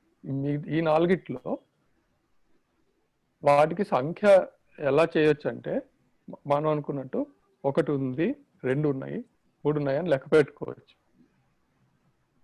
1 లేదు, 2 లేవు అన్నా కూడా లేకపోవడం అనేది దాని ప్రాపర్టీ. దాందే ఎందుకు అని ప్రాపర్టీ అంటున్నాను. ఇప్పుడు ప్రాపర్టీ అంటే కరెక్టే, మీరు చెప్పింది కరెక్టే. ఇప్పుడు ఏదైనా సరే ఇప్పుడు ఫర్ సపోజ్ తీసుకోండి, గంధం లేకపోవటం అనేది పృథివీకి తప్ప మిగతా వాటి అన్నింటిలోనూ ఉన్నది. గంధం లేకపోవటం అనేది పృథివీని వదిలేస్తే అన్నిట్లోనూ గంధం లేదు. అవును. మీరు ఇప్పుడు అది దాని ప్రాపర్టీనా కాదా అని అంటే దట్ డిపెండ్. అంటే ప్రాపర్టీ అంటే అభిప్రాయం ఏంటి? ప్రాపర్టీ అనే దాన్ని మీరు ఎప్పుడు దాన్ని డిఫైన్ చేసుకోవాలి. ఈ కాంటెక్స్ట్ లో గుణ ప్రాపర్టీ, అన్ని చతుర్వింశతి గుణాః ప్రాపర్టీలే. అవును. కాబట్టి లేకపోవటం అనేది ప్రాపర్టీ కాదుగా. లేకపోవటం అనేది ఏమైంది? అభావం. ప్రాపర్టీ అంటే గుణము. అదే అంటున్నాను. ఆ 2 ఇప్పుడు అభావం గురించి మనం ముందు కొంచెం డిస్కస్ చేసాము. అండ్ అభావం యాజ్ అ కాన్సెప్ట్ అదొక పదార్థంగా ఒక స్టేట్ గా ఐ అగ్రీ, ఆ ఇండిపెండెంట్ స్టడీ దానికి ఉంది. కానీ కేవలం సంఖ్య ప్రాపర్టీగా చూస్తే ఒక కుండ ఉంది, ఒక కుండ లేదు అన్నప్పుడు ఒక్క డౌట్ అండి, ఒక కుండ లేదు అనేది మీరు అంటున్నారు కదా, అంటే అక్కడ ఏమీ లేదు, ఒక కుండ మాత్రమే లేదు అని చెప్పడానికి లేదుగా. పోనీ మీరు ఒక కుండ లేదు అని కూడా తీసుకోండి. మీరు చెప్పిన దానిలో కూడా ఇప్పుడు చూడండి అది ఎలా వచ్చింది చూడండి. ఒక కుండ లేదు. సో ఈ లేదు అనేది ఒక అంటే ఏకత్వం అనే సంఖ్య ఈ అభావంతో వయాకుండనే రావాలి కానీ సంబద్ధం అవ్వాలి, కానీ డైరెక్ట్ గా సంబద్ధం. అదే నా పాయింట్. అప్పుడు ఆ లేకపోవడం అనేది కుండ యొక్క సంఖ్య అని నేను అంటాను. లేకపోవటం అనేది అసలు డిఫరెంట్ కదా సార్. అది ఇప్పుడు మీరు లేకపోవటం అనే అంశంలో కుండ అసలు లేదు. అంటే ఇప్పుడు ఫర్ సపోజ్ తీసుకోండి సార్, మీరు ఇప్పుడు అలీక పదార్థాలను తీసుకోండి. కాదు, ముందు నోట్స్ లో రాసుకున్నాం కదా, ఇప్పుడు ఇలా అన్నప్పుడు ఏం లేదు అనే ప్రశ్న వస్తుంది కదా. ఇప్పుడు లేదు సారీ సార్ వాడినందుకు సారీ. మీరేమన్నారు వినిపించలేదు, సారీ. చెప్పండి. కాదు, లేదు అన్నప్పుడు ఏం లేదు అనేది వస్తుంది కదా, అప్పుడు కుండ లేదు కాబట్టి అది కుండ ప్రాపర్టీ. ఏం లేదు, కుండ లేదు కాబట్టి కుండ యొక్క ప్రాపర్టీ అవసరం లేదు కదా. అది ఎక్కడ లేదో దాని యొక్క ప్రాపర్టీ అవుతుంది. కుండ ఎక్కడ లేదు, పోనీ కుండ భూతలంలో లేదు, అప్పుడది భూతలం యొక్క ప్రాపర్టీ అయింది, కానీ కుండ యొక్క ప్రాపర్టీ ఎలా అయింది? కుండ ప్రాపర్టీ కూడా అవుతుంది, ఉండడం లేకపోవడం. అంటే ప్రాపర్టీ అనే దాన్ని మీరు రిలేషన్ కింద తీసుకుంటున్నారా, లేకపోతే ఇంకొక అంటే నేను ఏంటంటే మీరు చెప్పింది రిలేషన్ ఏమీ లేదు అనేది ఏంటి? It's just relation between pratiyogi and abhava. Relation is different from property. Property అనేది ఏంటంటే దాన్ని పట్టుకొని ఉంటుంది అని అలా మామూలుగా. ఇప్పుడు రూపం ఉంది, కలర్ అనేది ప్రాపర్టీ, అది ఎప్పుడు పట్టుకొని ఉంటుంది దాన్ని. రిలేషన్ అనేది ఏంటి అని అంటే అది సాపేక్ష, అంటే అది జస్ట్ అలా రెండు కలిసి ఉన్నాయి, నాకు తెలుసు లాంటిది అనమాట, అంతే. అంత మాత్రాన దాని అది ప్రాపర్టీ అవ్వాల్సినటువంటి అవసరం లేదు కదా. ఇంకొకటి అండి, ఇక్కడ డెఫినేషన్ లో వ్యవహార హేతు సంఖ్య అని ఉంది డెఫినేషన్. అవును, వ్యవహారంలో మనకి ఇబ్బంది వస్తుందా లేదా అనేది ఒకసారి క్లారిఫై చేసుకుంటే అయిపోతుందేమో. అదే చెప్తున్నా, అందుకనే ఆ నంబర్ థియరీ వేరు, ఇక్కడ నంబర్ అలా అంటలేదు. ఇప్పుడు వారు అన్నట్టు ఒక కుండ, రెండు కుండలు ఉన్నాయి, కళ్ళ ముందు కనిపిస్తుంది. ఇప్పుడు మీరు నాకు చూపించారు, ఇది ఒక కుండ, ఇవి రెండు కుండలు, ఇవి మూడు కుండలు అని చెప్పారు. ఇప్పుడు వారు ఇంకొక అబ్జెక్షన్ ఏంటి వారిది, జీరో కుండలు కూడా ఉండాలి కదా అనేది వారు. అంతేనండి మీరు అనేది? జీరో అలా జీరో అని జీరో కుండలు కాకుండా మనం కేవలం కుండల గురించి వాటి కౌంట్ గురించి మాట్లాడినప్పుడు కరెక్ట్ పెంచుకుంటూ పోతే ఏక ఘటం అస్తి, ధరాతలాశ్రిత ఘట అస్తి, తర్వాత వేరే దాని ఆశ్రిత ఘట అస్తి, అలా అన్నిటికీ ఒకదాని ఆశ్రిత ఘట చాలా ఘటాలు పెట్టుకోవచ్చు. తీసేస్తూ పోతే ఘటాల గురించే మాట్లాడుతూ పోతే అప్పుడు ఘటాహ నాస్తి, స్టేజ్ నసంతి అని అంటాం. అప్పుడు ఏమైంది? ఘటముల యొక్క అభావమైంది అది. ఘటః నాస్తి, ఘటాహ నాస్తంతి. అప్పుడు ఇంకా మనం ఘటాల గురించే మాట్లాడుతున్నాం అక్కడ. అవును, అదే చెప్తున్నా. ఇప్పుడు ఘటం ఏమైంది? ఈ నాస్తి అనే శబ్దం చేత ఏదైతే అభావాన్ని చెప్తున్నామో దానికి సంబంధించినది అయింది, కానీ తావత ఆ లేనటువంటి దాని యొక్క ప్రాపర్టీ ఇది అవ్వాల. ఏమి లేదు, ఘటము లేదు. అలా కాదు, ఇప్పుడు ఎన్ని ఘటాలు ఉన్నాయి అనే క్వశ్చన్ కి ఏకం ఘటం అస్తి, అలా పెంచుకుంటూ పోయి బహున చాలా ఘటాహ అస్తి తగ్గిస్తూ వచ్చినప్పుడు అన్ని ఒకేసారి పోతే అది వేరే ఎగ్జాంపుల్ గా తీసుకోవచ్చు. కానీ ఒక్కొక్క ఘటన తీసేస్తూ వస్తే ఒక దశలో మనకి ఏమవుతుంది? ఇప్పుడు త్రీని ఘటాన్ని సంతి, ద్వే ఘటాన్ని సంతి, ఏకం ఘటం సంతి, ఘటం అస్తి, ఘట నాస్తి. ఇప్పుడు ఆ ఒక్క ఘటం కూడా లేదు అనే లెక్క, ఆ నాస్తి ఘటానికి సంతరించింది కానీ దానికి సంబంధించిందే, కానీ బై ఇట్ సెల్ఫ్ అభావం వేరేగా కూడా ఉంది, అది కూడా ఒక ప్రాపర్టీ. ఇప్పుడు అస్తిత్వం అనేది అనుకున్నప్పుడు అభావం అస్తిత్వం ఆ రెండు అది వేరే. కేవలం లెక్క చూసుకున్నప్పుడు నెగటివ్ కి వెళ్ళక్కర్లేదు, సున్నా వరకు మాత్రం వెళ్ళాలి అంటే నేను చెప్తాను. చెప్పేస్తున్నారు. ఇంకొక ఎగ్జాంపుల్ రెండు తీసుకోండి. ఒక ఘటము ఒక పటము పెంచుకుంటూ వెళ్ళండి. ఒక ఘటము ఒక పటము, రెండు ఘటాలు రెండు పటాలు పెంచుకుంటూ వెళ్ళారు. ఇప్పుడు రివర్స్ తగ్గించుకుంటూ రండి, ఒక్కొక్క దాకా రండి. ఇప్పుడు ఘటాన్ని రూమ్ లో ఒక ఘటం ఉంది, ఒక పటం ఉంది, రెండు ఘటాలు ఉన్నాయి, రెండు పటాలు ఉన్నాయి, పెంచుకుంటూ వెళ్ళారు. తగ్గించుకుంటూ వచ్చిన తర్వాత ఒక పటం ఒక ఘటం దగ్గరకు వచ్చిన దగ్గర ఘటం తీసేయండి. ఇప్పుడు మనం ఏమంటాము? ఏకః ఘటః నాస్తి. ఒక పటం ఉంది, రూమ్ లో ఒక పటం ఉంది అంట. ఒక పటం ఉంది, ఒక ఘటం లేదు అనం కదా, ఒక ఘటంతో పాటు చాలా లేవు. అదే అంటున్నాను, అది అభావం చర్చలో వస్తుంది. ఏమేమి లేవు అని లిస్ట్ చేయట్లేదు మనం. ఘటాల పరిస్థితి ఏంటి, ఎన్ని ఘటాలు ఉన్నాయి, ఘటాల గురించి మాత్రమే తీసుకోండి. సపోజ్ తీసుకోండి, కతి ఘటాస్సంతి అని ఎవడో అడిగాడు, ఎన్ని ఘటాలు ఉన్నాయని అడిగాడు. అసలు అక్కడ అంటే మీ అభిప్రాయం ఏంటి? 0 ఘటాలు ఉన్నాయి అనేది కూడా సమాధానం అవ్వచ్చు కదా. కేవలం ఘటాలు ఎన్ని ఉన్నాయి లెక్క పెట్టే పరిస్థితిలో ఒక ఘటన ఈ సినారియోని తీసుకున్నాను సార్. ఒకడు అడిగాడు, నువ్వు వెళ్ళి అక్కడ చూసిరా, లెక్క పెట్టిరా ఎన్ని ఘటాలు ఉన్నాయని. రియాలిటీకి వస్తే కనుక అక్కడ అసలు ఘటాలే లేవు. వాడప్పుడు వచ్చి ఏం సమాధానం చెప్తాడు? వాడప్పుడు 0 ఘటాలు ఉన్నాయని అనే సమాధానం చెప్తాడు, అసలు ఘటాలు లేవని సమాధానం చెప్తాడా? ఇది నేనేమంటున్నానంటే, ఇప్పుడు అసలు ఘటాలు లేవు అనే పరిస్థితికి వచ్చినప్పుడు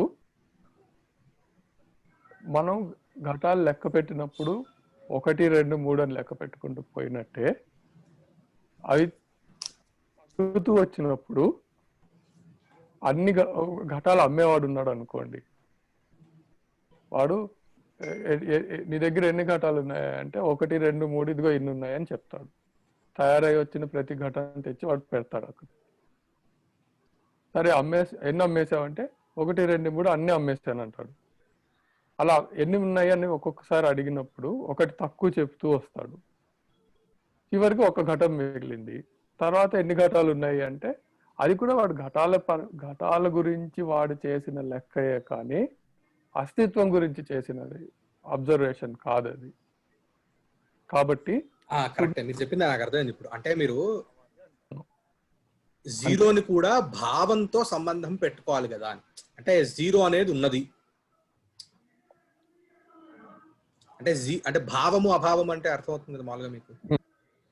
అంటే అంటే ఏంటి, ఉండటం అనే అభిప్రాయం. సో ఎలాగైతే ఒకటి ఉన్నదో అలాగే జీరో కూడా ఉన్నది అనే వ్యవహారం ఉండాలి కదా. అనే వ్యవహారాన్ని ఎలా వ్యక్తపరుస్తారు అని కదా మీరు అంటోంది. అవును, ఎలా వ్యక్తపరుస్తారు కాకపోయినా దాన్ని ఒక సంఖ్యగా ఎందుకు పరిగణించాలి? అదే ఇక్కడ వ్యక్తపరుస్తారనే తీసుకోవాలి. ఎందుకు నేను అలా చెప్తున్నాను అంటే, వ్యవహారం అనేది ఇక్కడ వచ్చింది కాబట్టి ఎలా వ్యక్తపరుస్తారు అస్సలు అంటే ఇప్పుడు జీరో అనే సంఖ్య ఉన్న పరిస్థితిలో ఎలా వ్యక్తపరుస్తారు అనే దానికి ఏమిటి సమాధానం ఏమై ఉండొచ్చు అని అంటే గనక, ఇక్కడ అసలు ఆ పదార్థమే లేదనుకోండి, అదే వ్యక్తపరచడం అంటే ఏంటి, దానికి సంఖ్యతో సంబంధం లేదు. అసలంటూ ఒకటి ఉంటే కదా ఎన్ని అనేది.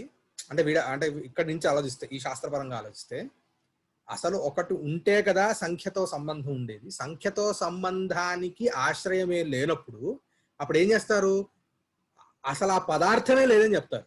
అంతేగాని ఆ పదార్థం యొక్క శూన్యము ఉన్నది అని చెప్పరు. ఉన్నది అనే అంటే ఆ సందర్భంలో భావ వ్యవహారం, భావము అంటే సత్తా, అంటే ఉండుట అనే వ్యవహారం చేయరు.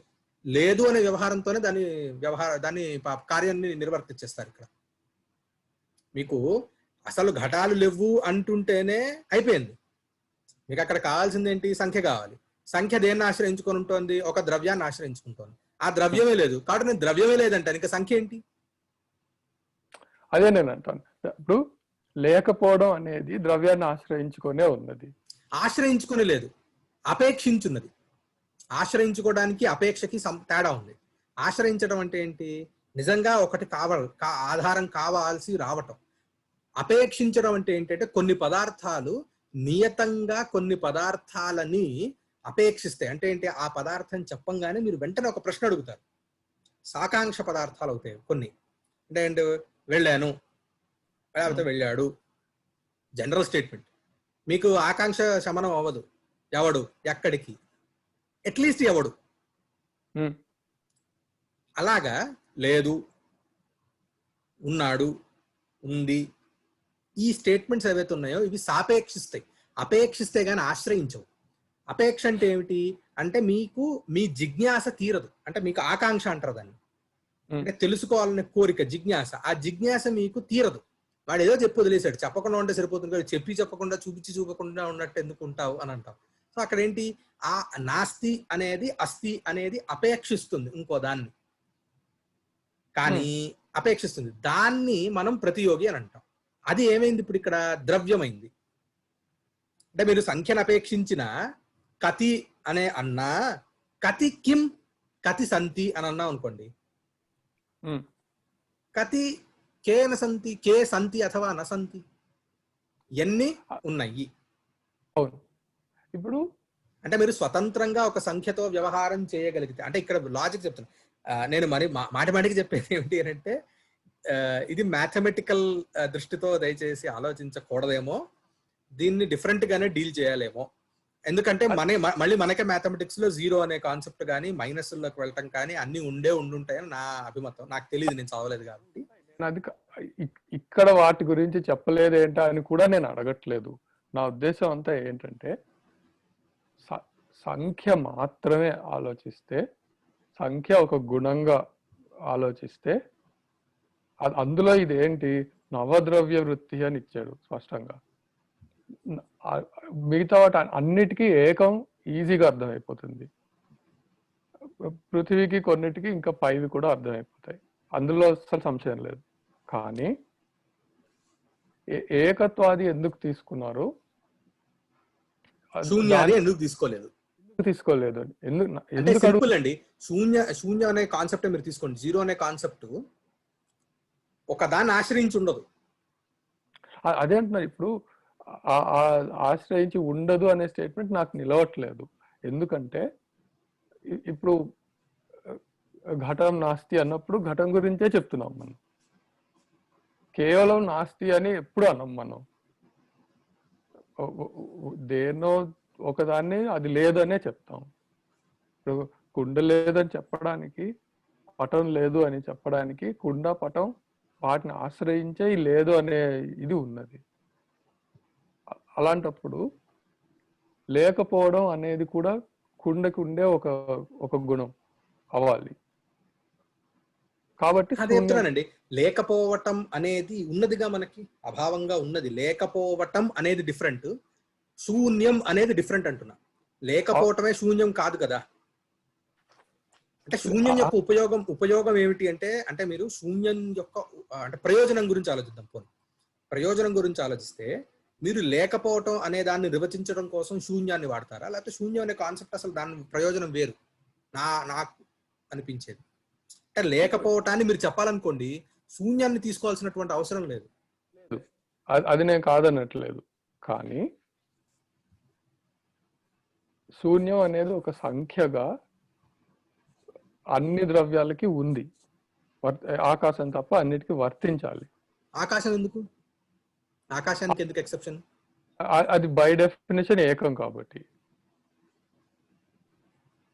అది ఆకాశం లేని పరిస్థితే లేదు. అది ఎప్పుడు అన్ని చోట్ల అంతా ఉందని బై డెఫినేషన్ తీసుకున్నాం మనం. మరి పరమాణువులు కూడా అన్ని ఎప్పుడు ఉన్నాయి? పరమాణువులు లేవనేది లేదు. నిత్యాలన్నీ తీసుకున్నప్పుడు దిక్కు, ఆత్మ, మనస్సు ఇవన్నీ కూడా లేవు అనే కాన్సెప్ట్ లేదు. నిత్యాలన్నీ పక్కన పెట్టేయండి. ఎగ్జాక్ట్లీ అడగదండి. అంటే 0 పరమాణువులు ఉన్న పదార్థం ఏదైనా ఉందా, అంటే ద్రవ్యం ఏదైనా ఉందా? లేదు, 0 అనేది లేదు అసలు. అయితే అంటే ద్రవ్యము లేనటువంటి అవస్థ ఎప్పుడూ లేదు. పరమాణు రూపంలో అయినా సరే, ఇంకో రూపంలో అయినా సరే, ద్రవ్యము లేనటువంటి అవస్థే లేదు. అంటే వారి లెక్క ప్రకారం 0 పరమాణువులు అని చెప్పగలిగితే అది ఉంటుందేమో అంటున్నా. కానీ వ్యవహార హేతు కాబట్టి మనం పరమాణు కాకుండా ఏవి లెక్క పెట్టినా సరే అది లేని పరిస్థితి ఉంది. అది మీకు అభావంతో అయిపోతుందిగా. మీకు పని అభావంతో అయిపోతుంటే మీరు 0 ఎందుకు తీసుకుంటున్నారు? ద్రవ్య అన్నారు కదండి మీరు ఇందాక.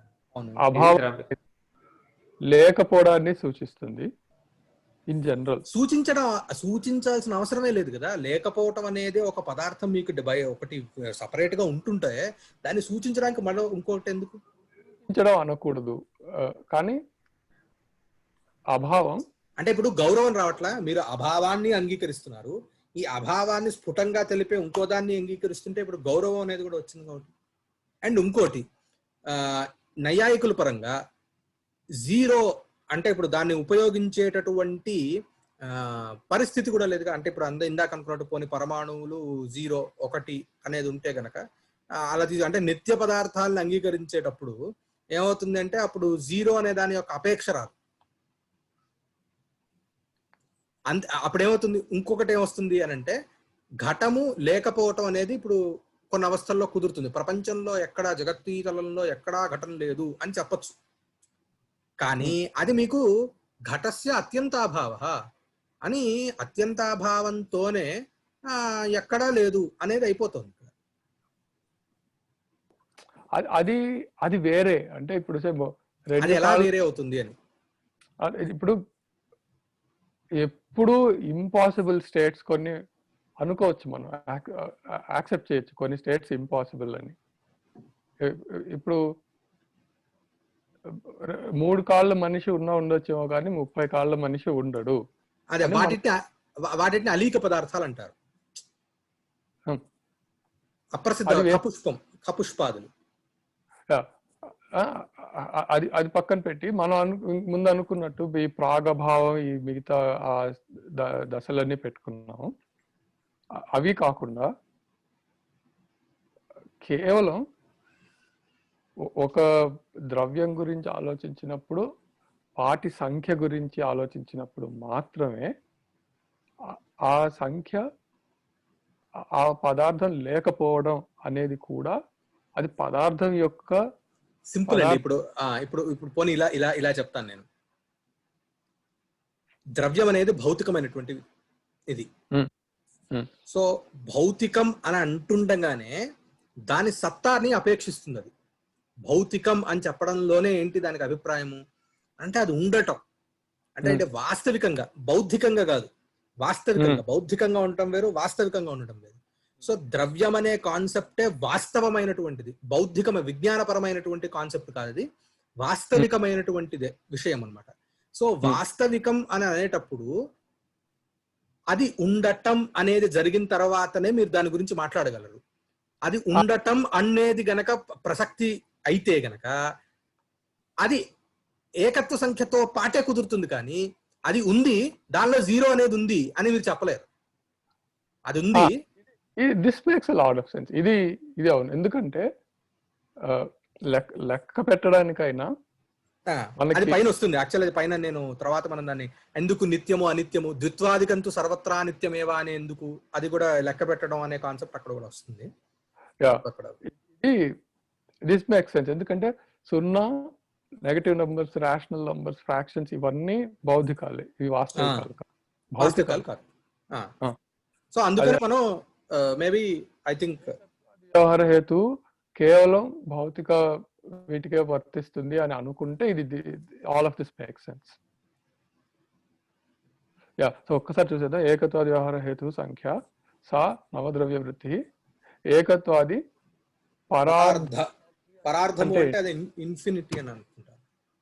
లేకపోతే దానికి ఏమైనా ఉందేమో నాకు నిజంగా తెలియదు. నేను ఒకసారి చూసి చెప్తాను. మాకు చెప్పినప్పుడు దానిపైన సంఖ్య లేదు అని అన్నేశారు. 10⁻17, 10⁻53 రెండు చెప్తారు. అదే అందుకనే అన్నాను. అదేది ఏకత్వము, దశము, శతకము, సహస్రము, ఆయుతము, ఇట్లా అట్లా ఉంటుంది. అది గణిత విజ్ఞానం తెలిసిన వాళ్ళకే పూర్తిగా అవగతమైనటువంటి విషయం. ఇది బుద్ధుడికి దాని లేంట్లోనే వస్తుంది ఈ పదం, నాకు గుర్తుంది. పరార్థ శబ్దము మీకు చాలా అర్థాలలో ఉండొచ్చు. సంఖ్యాన శబ్దంలో పరార్థం వేరే. అంటే పరార్థ శబ్దానికి చాలా అర్థాలు చెప్పచ్చు. కానీ ఇన్ఫినిటీ అని అనుకోవచ్చు కన్వీనియంట్ గా. ఇక్కడ కన్వీనియంట్ గా అనుకోవచ్చు. ఏకత్వం నుంచి అంతవరకు, ఎంతవరకు అంటే పరార్థ అనేది సరే. అది ఏకత్వం నిత్యం అనిత్యం చ, నిత్యగతం నిత్యం, అనిత్యగతం అనిత్యం, ద్విత్వాదికం తు సర్వత్రా అనిత్యమేవ. ఇది కూడా డౌట్ లేదు నాకు కొంచెం. ఐ థింక్ మనం ఒక్క నిమిషం టైం ఉందా? చెప్పండి. ఇక్కడ యాక్చువల్ గా దీంట్లో ఒకటి, ఇది అసాధారణ కారణము అని ఇక్కడ రాశారు దీంట్లో ఒక చోట. దేనికి? గణనా వ్యవహారములకు అసాధారణ కారణమైనది సంఖ్య అని. దీనికి వాళ్ళు ఇచ్చే రెఫరెన్స్ ఏంటంటే, మీకు సంఖ్యాది లక్షణే సర్వత్ర దిక్ కాలాదవతి వ్యాప్తి వారణాయ అసాధారణేతి విశేషణీయం. అంటే అది మేబీ ఇంత ముందో దానిలో చెప్పాను, సాధారణ కారణం అసాధారణ కారణం అని చెప్పాను. కొన్నిటికి కాల, ఈశ్వర, అదృష్ట దిక్కులు 4. కాలము, ఈశ్వరుడు, అదృష్టము, పాపపుణ్యములు, దిక్, ఈ 4 ఏ కార్యమైనా సరే దాని అన్నిటిని గురించి సాధారణ కారణం అవుతాయి. అసాధారణ కారణం అనేసరికి అది కాకుండా స్పెసిఫిక్ గా పర్టికులర్ గా కొన్ని లేకపోతే గనక ఎక్కడైతే కార్యం ఉత్పన్నమవుదో ఆ కారణాల యొక్క సమూహాన్ని వాటిట్లో కూడా మళ్ళీ అసాధారణ కారణాలు, అదే ఇప్పుడు ఆ కారణములు ఎన్నైతే ఉంటాయో అవశ్యం భావి, అవి లేకుండా కార్యం ఖచ్చితంగా పుట్టదు అనేది ఉంటాయో అవి అసాధారణ. ఆ కుమ్మరివాడు, మట్టి, చక్రము, దండము, ఇచ్ఛ, జ్ఞానము, శక్తి, ప్రవృత్తి, వ్యాపారము, రకరకాల ప్రతిబంధకం యొక్క అభావము, ఇవన్నీ కూడా అసాధారణ కారణాలు. ఇది అసాధారణ కారణం ఎట్లయింది? ఏది సింపుల్, ఏది అసాధారణ కారణం ఎక్కడైంది? గణనా వ్యవహారములకు అసాధారణ కారణం. వ్యవహారం ప్రతి వ్యవహర్తవ్యస్య కారణత్వాత్ అని చెప్పాం కదా. ఒక వ్యవహారం జరగాలి అంటే ఆ వ్యవహారంలో ఉన్నటువంటి విషయము ఏదైతే ఉన్నదో అది లేకపోతే వ్యవహారమే కుదరదుగా. మీకు సంఖ్య అనేది లేకపోతే అయమేకః ఇమౌద్వౌ అనేటటువంటి వ్యవహారమే కుదరదు. కాబట్టి ఇటువంటి వ్యవహారాన్ని గురించి, వ్యవహారం అంటే ఏంటి? అయమేకః ఇమౌద్వౌ అనే వ్యవహారం. దీన్ని గురించి సంఖ్య అనేది అసాధారణ కారణము.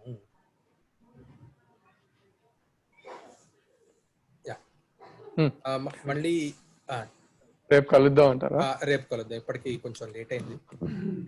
ఒక్క నిమిషం రికార్డింగ్ ఆపేద్దాం. నేను విష్ణు గారితో ఒక 2 minutes మాట్లాడుతాను.